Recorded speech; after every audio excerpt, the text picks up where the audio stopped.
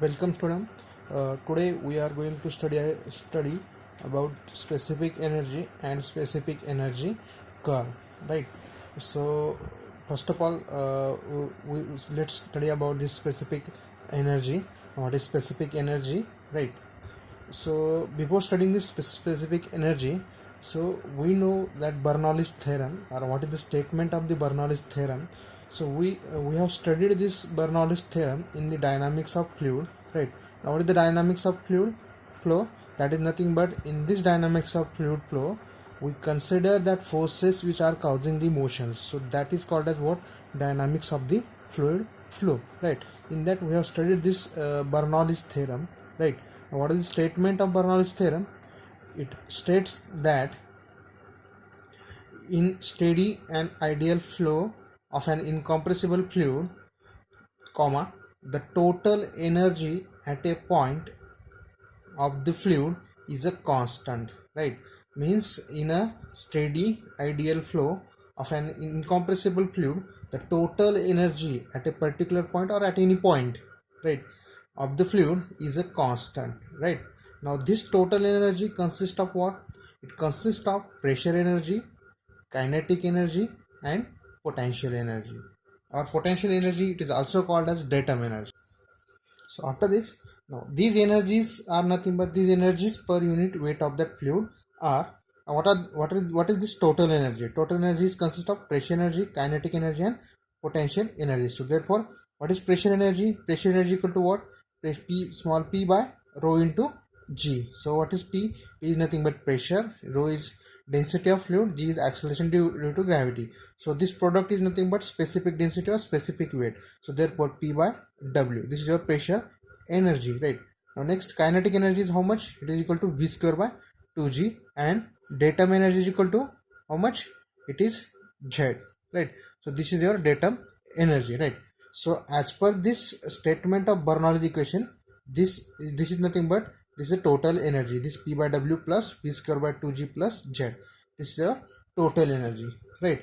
Now as we are studying the chapter open channel flow, in case of open channel flow, how much is the total energy? So therefore total energy equal to how much? So same, that is kinetic energy plus pressure energy plus datum energy, right? Now how much is kinetic energy? That is v square by 2g. Now pressure energy is what? Plus h in case of open channel flow, and datum energy is z, right? Now in case of open channel flow, p by w, that is nothing but that pressure energy is equal to how much? That is nothing but depth of the flow, because open channel flow is not under pressure, or the flow in open channel it is not under the pressure, right? So therefore that pressure energy becomes what? H, right? So H is what? H is nothing but depth of the flow. So this we have already studied in our first chapter, that is open channel flow in open channel, right?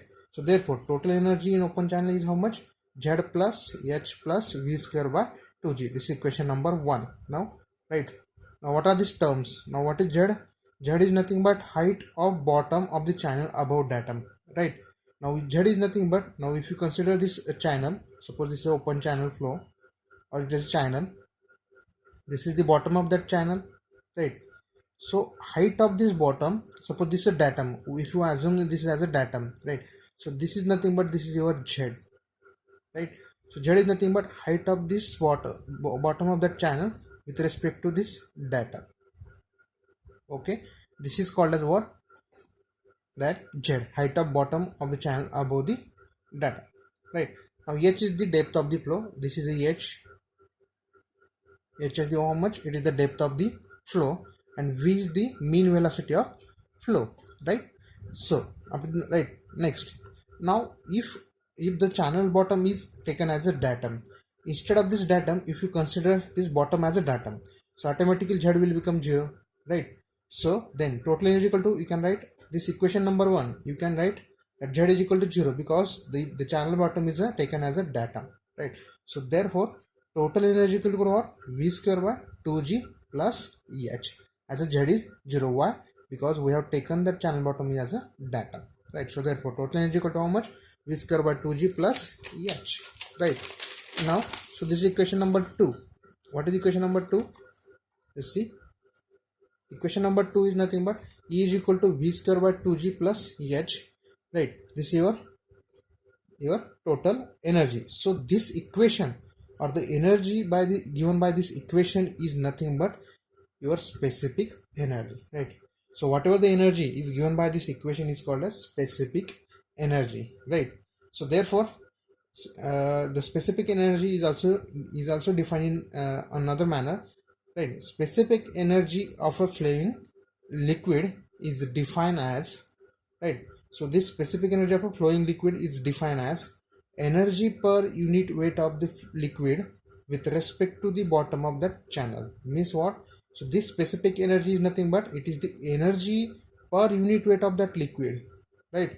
All that energies, the total energy, these are nothing but these are per unit weight of that fluid. So this specific energy is nothing but it is the energy per unit weight of the fluid with respect to what, or with respect to the bottom of that channel, right? So means we have measured that all energy with respect to bottom of this channel, right? So this is the definition of specific energy, right? So this is very important. Thank you.